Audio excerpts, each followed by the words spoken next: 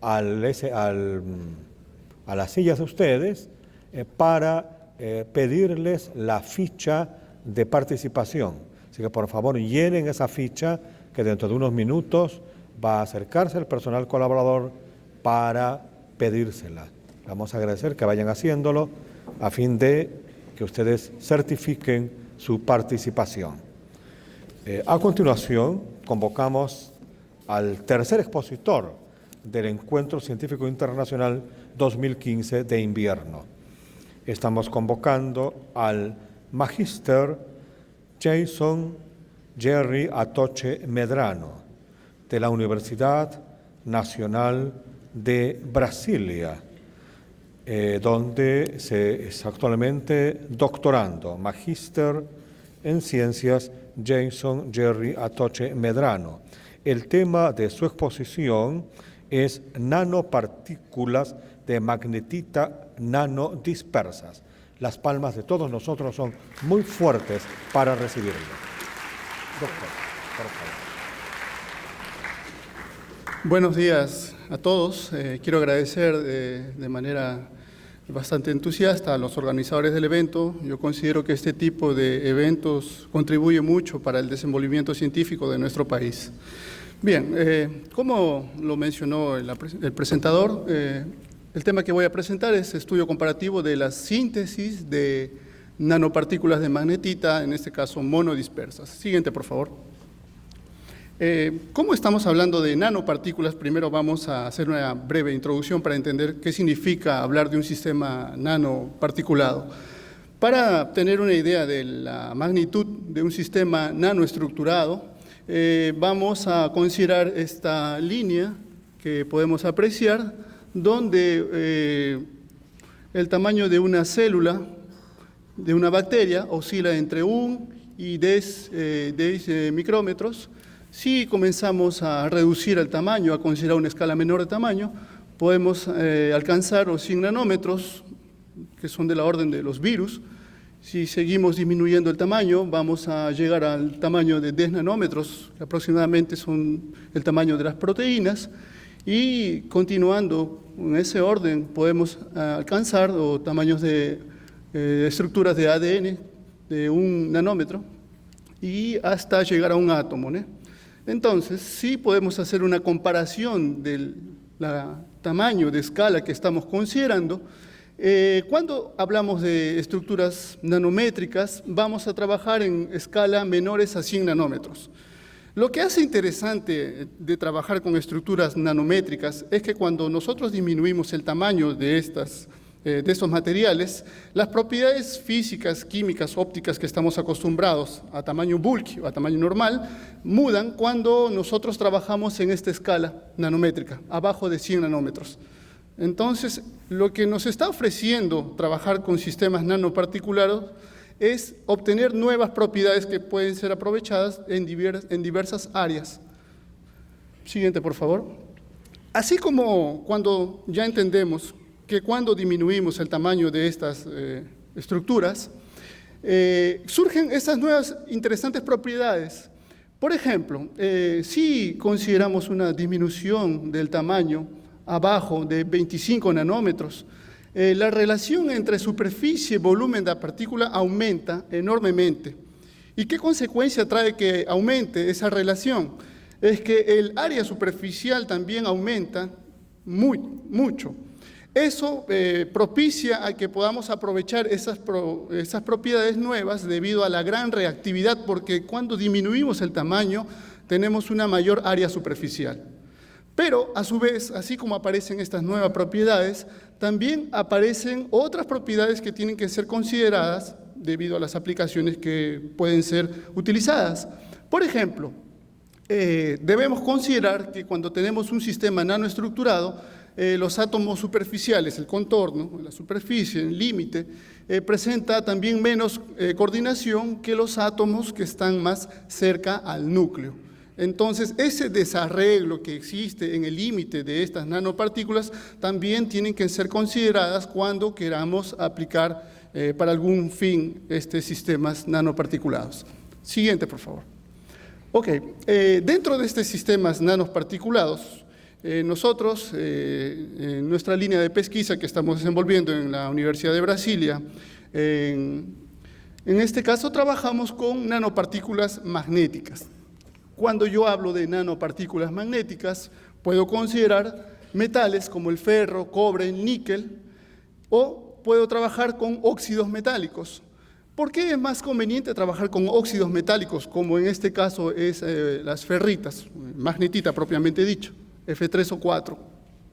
Porque estos metales, ferro, cobre, níquel, de por sí ellos tienden a oxidar. Si ellos oxidan, ellos pierden estabilidad. Lo que yo estoy interesado es en obtener un sistema estable, dependiendo la aplicación que yo quiero. Entonces, voy a preferir trabajar con óxidos metálicos debido a que ellos presentan mayor estabilidad. ¿Cuáles son otras ventajas que yo puedo obtener de un sistema nanoparticulado de óxidos metálicos? Dependiendo del tipo de, en este caso de ferrita que yo trabaje, puede ser magnetita, goetita, magemita, dependiendo cuál use, voy a tener una mayor o menor magnetización. Ellos poseen, debido a su reducido tamaño, gran reactividad de superficie, como ya había mencionado. Conforme disminuimos el tamaño, aumenta el área superficial, lo que es beneficioso si uno quiere, por ejemplo, utilizar la superficie para cargar algún fármaco en aplicaciones biológicas. Y estos óxidos metálicos pueden ser dispersados en solventes. Entonces, vamos a mencionar otros ejemplos de las aplicaciones. Siguiente, por favor. Bien, si ya tengo una idea de cómo funcionan estas nanopartículas que presentan nuevas propiedades a escala nanométrica, ¿cómo es que yo obtengo este sistema nanoparticulado? Básicamente existen dos formas de obtener sistemas nanoparticulados, bottom-up y top-down. Bottom-up refiere básicamente al tipo de nanopartículas que yo puedo obtener a partir de precursores básicos. Es decir, que yo voy a construir de abajo para arriba, conseguir esta estructura nanoparticulada. Entonces, yo voy a partir de precursores y a partir de ellos comienzo a construir mi sistema nanoparticulado. Usualmente, el bottom-up es obtenido a través de métodos químicos y el método top-down es el método contrario. Ya no voy de abajo para arriba, sino al revés, de arriba para abajo. En este sistema utilizamos métodos físicos, por ejemplo, como molienda. Yo puedo partir de un material bulky, grande, y comienzo a molerlo hasta disminuir cada vez más el tamaño, hasta conseguir sistemas nanométricos. Otra diferencia grande entre este sistema bottom-up y top-down es que en este sistema, por métodos químicos, yo obtengo un mejor control de mi resultado. Es decir, aquí yo puedo obtener mejor control tanto en el tamaño, en la distribución, formas, etc. Aquí es más difícil obtener un control adecuado de nuestro producto final. Siguiente, por favor. En mi caso, yo trabajo en nuestra línea de pesquisa con ferrofluidos magnéticos. Un ferrofluido podemos entender como una solución coloidal estable que posee tanto propiedades magnéticas como de fluido. Esta solución coloidal está en un equilibrio tanto de fuerzas magnéticas, porque recordemos que él posee propiedades magnéticas, entonces se le va a tender a agregarse. Para eso precisamos recubrirlos o causar una repulsión, tanto puede ser electrostática, estérica, para que haya un equilibrio y él mantenga esa estabilidad de fluido. Entonces, un ferrofluido es justamente esta solución coloidal estable. Siguiente, por favor. Existen diversas aplicaciones que pueden ser utilizadas para estas nanopartículas magnéticas. Siguiente, por favor. Por ejemplo, podemos a partir de estas propiedades construir biosensores. Podemos utilizar estas nanopartículas magnéticas para imágenes por resonancia magnética. Otras de las líneas bastante utilizadas es el tratamiento de magnetohipertermia para tratamiento de cáncer o tumores. También pueden ser empleados para utilizarse como biomateriales en algunos implantes que ya están siendo utilizados debido a la biocompatibilidad que presentan estos materiales. Siguiente, por favor. Entonces, si ya entendemos que existen dos métodos método químico, método físico. Dentro del método químico existen una gran cantidad de síntesis para obtener estos sistemas nanoparticulados. Cada día, si nosotros revisamos la bibliografía, existen diversas mejoras de los métodos ya existentes. Coprecipitación química es uno de los métodos clásicos para obtener este sistema nanoparticulado, de composición térmica, microemulsión, por pirólisis de láser, etc. Es decir, existe ya en la bibliografía una serie de métodos bastante bien establecidos para obtener estos sistemas. En este trabajo voy a presentar la diferencia que puedo encontrar en estos dos sistemas, coprecipitación química y decomposición térmica, para obtener este sistema nanoparticulado. Siguiente, por favor. Cada método que yo escoja va a traer como consecuencia un producto final con propiedades específicas. Es decir, si usted elige un método A, un método B o un método C, el resultado también va a ser diferente un de cada otro. Entonces, vamos a obtener formas, tamaños, composición y arquitecturas de nuestro producto final dependiendo de la ruta que usted siguió. A su vez, él le va a poseer también propiedades físicas diferentes. Entonces, va a depender mucho del método que usted elija, las propiedades que usted va a obtener. Siguiente, por favor. Entonces, ¿cómo es que puedo controlar esos factores que ya había mencionado en esta síntesis? Diferentes factores pueden ser controlados para obtener el resultado deseado, como por ejemplo la concentración de los surfactantes, solventes, a temperatura, presión, tiempo, agitación, etc. Una serie de factores que deben ser considerados van a influenciar al final de cuentas en su resultado y las propiedades que va a obtener. Siguiente, por favor. Como ya había mencionado, vamos a presentar estos dos métodos en medio acuoso, coprecipitación química y descomposición térmica. Siguiente, por favor. Mediante el método de coprecipitación química mezclamos dos óxidos de ferro y adicionamos una base fuerte para obtener precipitación del sistema, en este caso magnetita. Esto puede ser obtenido mediante agitación y también con un incremento de temperatura. Cuando nosotros utilizamos el método de coprecipitación química, conseguimos primero una supersaturación y después una nucleación de magnetita y posteriormente el crecimiento, ¿no? En ese orden es que he formado el sistema nanoparticulado que obedece a esta reacción química, ¿no? Aquí podemos observar que M representa un elemento metálico monovalente. Siguiente, por favor. Y aquí estamos presentando el método de decomposición térmica. Aquí, a diferencia de mezclar óxidos de ferro y adicionar una base, aquí mezclamos otros reactivos, como aquí un precursor organometálico, surfactantes, soleilamina, ácido oleico, un reductor, hexadodecanodiol. Todo este conjunto es incrementado a la temperatura hasta 290 grados y mantenido durante 1 hora. Y finalmente, cuando ya obtenemos el sistema en ferro fluido,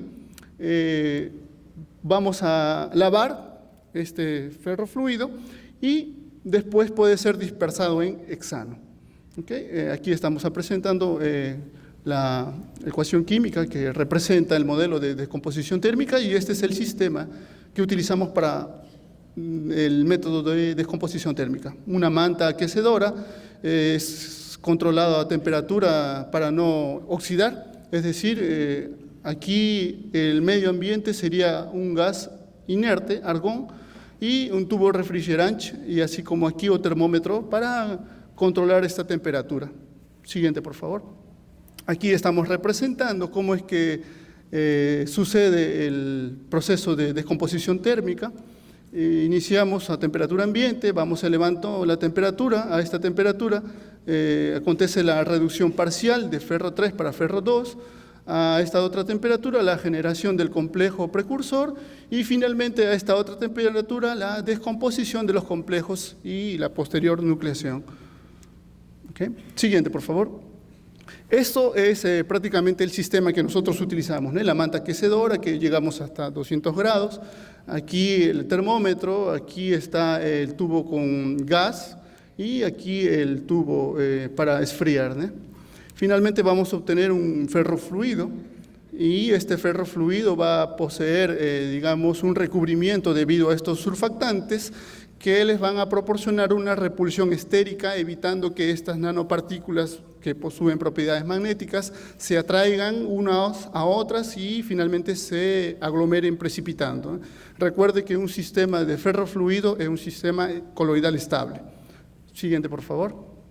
Para la caracterización de ambos sistemas, tanto coprecipitación como decomposición térmica, utilizamos difracción de rayos X con este comprimento de onda, microscopio electrónico de transmisión, con un campo de 250.000 veces de ampliación, y fue utilizado un ajuste log normal para la distribución de tamaños. Siguiente, por favor. Siguiente. Ok, esos son los equipamientos que hemos utilizado para la caracterización de los materiales, difracción de rayos X y un microscopio electrónico de transmisión. Siguiente, por favor. Para la determinación del tamaño, podemos utilizar cualquiera de estas formas, utilizando fórmula de Scherrier o gráficamente el método de Williamson-Hall. En este caso vamos a utilizar el método de fórmula de Scherrier para calcular el tamaño de la estructura cristalina de nuestras nanopartículas magnéticas. Siguiente, por favor. La ecuación de Scherrier es conocida bastante, caracterización de nanopartículas magnéticas. Este factor K tiene un valor de 0.9 y es considerado cuando tenemos estructuras cilíndricas esféricas con simetría cúbica. El comprimento de onda utilizado en un equipamiento de 1,54 Armstrongs. Este término beta aquí representa el ancho de la base media del pico considerado para el cálculo, y este ángulo es el ángulo correspondiente con el máximo pico en el difractograma que vamos a obtener. Siguiente, por favor. Aquí lo que estamos observando es una microscopía electrónica de transmisión de las nanopartículas obtenidas por coprecipitación química. Y si podemos observar, bueno, nada para ver directo, aquí tenemos una escala de 100 nanómetros. Mediante coprecipitación química observamos que tenemos un sistema aglomerado. Es decir, las nanopartículas metálicas están presentes, pero están en una forma aglomerada. Como ya había mencionado, yo puedo modificar tanto la velocidad con la que estoy agitando el sistema a la hora de sintetizar las nanopartículas, puedo variar también la temperatura a la cual estoy sintetizando. Cuando yo modifico esos factores utilizando el método de coprecipitación química, también, además de obtener un sistema pseudoesferoidal, en este caso polidisperso, porque tengo partículas pueden ser pequeñas, agregadas, y otras bien mayores. También puedo obtener otra forma alargada en forma de bastones. Entonces, depende cómo es que usted modifica en la síntesis los procesos, tanto velocidad, tiempo, concentración, es que usted obtiene un sistema u otro. Siguiente, por favor. Aquí estamos mostrando la difracción de rayos X, el método de coprecipitación química. Estos índices de Miller están dando cuenta de que existe presencia de magnetita, F3 o 4, ¿no? Y estamos observando también otras bandas que es debido a que están apareciendo otras fases de óxidos de ferro también. Siguiente, por favor. Ya en el caso de decomposición térmica, podemos observar que existe una gran diferencia en la forma de las nanopartículas obtenidas, ¿no? Aquí observamos una distribución monodispersa, es decir, las nanopartículas no diferencianse mucho de un para otro. Es un tamaño bastante similar, estamos en una escala de 50 nanómetros, las nanopartículas obtenidas son un promedio de 10 nanómetros. Entonces, esta forma monodispersa, esférica y bien distribuida es bastante favorable en este caso para aplicaciones biológicas, que es el área donde nosotros trabajamos. Siguiente, por favor. Aquí hemos hecho un histograma de la distribución de tamaño de las nanopartículas obtenidas por descomposición térmica. El tamaño obtenido es aproximadamente de 10,48 nanómetros, una desviación estándar de 0,1, mediante ajuste log normal. Siguiente, por favor. Aquí estamos mostrando la difracción de rayos X para las nanopartículas obtenidas por decomposición térmica y realizamos un ajuste utilizando el programa GISAS. Aquí vemos la forma obtenida en negro y el ajuste lineal que nosotros estamos utilizando, el teórico, el que estamos observando en rojo, y la diferencia entre el experimental y el teórico es la línea que estamos observando aquí, ¿no? Utilizando el programa GISAS nosotros podemos refinar lo que se conoce. ¿Ok? Siguiente, por favor. Ok, entonces, ya para nuestro sistema obtenido por decomposición térmica, el tamaño de la estructura cristalina utilizando difracción de rayos X fue de 9,6 nanómetros y utilizando microscopía electrónica de transmisión fue de 10,5. ¿Por qué existe esa diferencia? ¿Por qué es que no es igual el tamaño en difracción de rayos X con microscopía electrónica de transmisión para mi sistema nanoparticulado, si estoy considerando el mismo sistema? Cuando nosotros utilizamos sistema de difracción de rayos X para caracterizar nuestra nanopartícula, solo estamos considerando la parte cristalina, no estamos considerando los defectos de superficie que inicialmente yo había mencionado. Entonces, ni siempre su sistema que usted obtiene es totalmente cristalino. Él puede poseer algunas deformaciones en la superficie, algunas impurezas, y lo que uno obtiene mediante difracción de rayos X es justamente solo considera la parte cristalina de su sistema.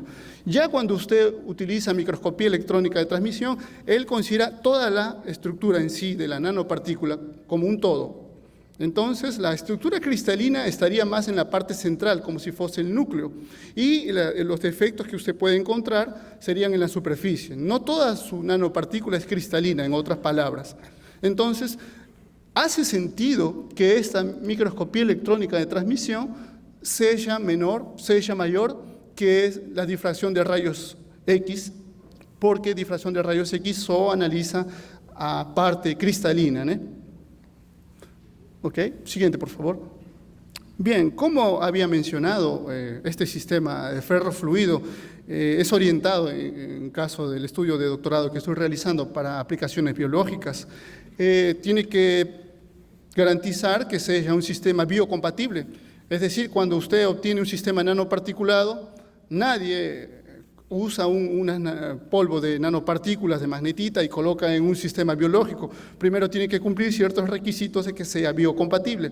A eso es lo que se le conoce como funcionalización del sistema. Es decir, tiene que ser recubierto con algunos componentes químicos para que él pueda ser inserido dentro de un sistema biológico. Uno de los factores que consideramos es el valor del pH, ¿no? Del potencial de hidrogenio. Aquí nosotros medimos para nuestro sistema cuál es el valor del pH y obtuvimos un valor de 7,23, que es un pH fisiológico, lo que nos estaría permitiendo considerar este ferrofluido para aplicaciones biológicas. Siguiente, por favor. También fue medido un test de estabilidad utilizando Z-Sizer para medir el potencial Z. ¿Qué cosa mide el potencial Z? En este caso, él va a medir a repulsión electrostática entre cargas vecinas, una para otra. Cuando usted utiliza el potencial Z, lo que quiere medir es la estabilidad de su sistema. Porque no serviría que yo consiga un sistema nanoparticulado magnético y después de un tiempo él le precipite, ¿no? Entonces yo tengo que garantizar que ese sistema sea estable. ¿Y cómo considero que sea estable? Mediante esta caracterización, utilizando el potencial Z, ¿no? El valor obtenido en este caso fue de 43,5 milivolts. ¿Okay? ¿Qué es lo que significa ese valor de 43,5? ¿Será bueno o no será muy conveniente? Cuando nosotros revisamos la bibliografía para nanopartículas magnéticas, este valor de 43,5 es un valor bastante óptimo porque en la bibliografía refieren valores arriba de 30 milivolts, tanto positivo como negativo, dependiendo de la ruta de síntesis que se utilizó. es considerado un sistema estable, él presenta propiedades estables. Es decir, mi sistema ferrofluido va a mantener una estabilidad durante un tiempo y usted podría aprovechar esa estabilidad para algunas aplicaciones biológicas. Como ya había mencionado, no serviría que yo tenga un sistema nanoparticulado y que cuando lo coloque en un sistema biológico, él sedimente y pierda esas propiedades, ¿no?, de monodispersa, ¿no? Porque imaginemos que yo quiero colocarlo en el torrente sanguíneo. Imaginemos que esas nanopartículas ya pierden esa estabilidad y todas ellas se unen una para otra y gruden, se junten. Ellas entupirían las venas, entonces allí ya no serviría tu sistema nanoparticulado. Es por eso importante tener ese valor de la estabilidad. Siguiente, por favor. Bien, como hemos mostrado algunas de esas propiedades, podemos mencionar lo siguiente. Mediante el método de coprecipitación química, obtuvimos nanopartículas con distribución polidispersa, diferentes tamaños y formas, algunas esferoides u otras alargadas. Ya en el método de composición térmica obtuvimos un sistema monodisperso, como se observaron, esférico, monodisperso, bien distribuido, y con tamaños mucho menores. Aquí fueron mucho mayores los tamaños obtenidos mediante coprecipitación química y aquí menores. Además de eso, mediante decomposición térmica, observamos que presentó propiedades biocompatibles. Podemos mencionar finalmente de que este método de composición térmica es bien más barato que ese aquí de composición térmica. Coprecipitación química es bien más barato que decomposición térmica. Es mucho más fácil, no requiere un implemento muy sofisticado. Siguiente, por favor. Quería agradecer a entidades financieras que están otorgando la beca de estudios en el extranjero. Colaborador es John Mantilla, Marcelo Enrique y mi orientador de doctorado, José Guamanico Akira, así como mi colega de doctorado, Lisbeth León, que fueron los que participaron en este trabajo. Siguiente, por favor. Finalmente, yo quiero dejar abierta la invitación en nuestro grupo de pesquisa de la Universidad de Brasilia, en el Instituto de Física.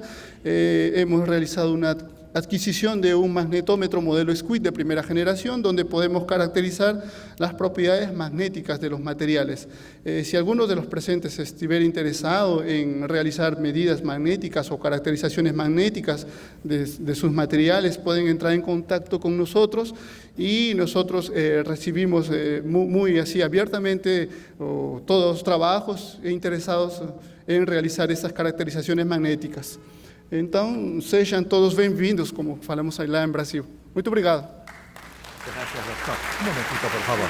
Agradecemos vivamente esta exposición del doctor Atoche y le pedimos que pueda ubicarse en el centro del escenario, y a la señorita Leda Cordero, que en nombre de todos nosotros está haciendo la entrega del certificado de agradecimiento, y las palmas nuestras son muy fuertes para reconocer el aporte tan valioso del magíster Jason Atoche.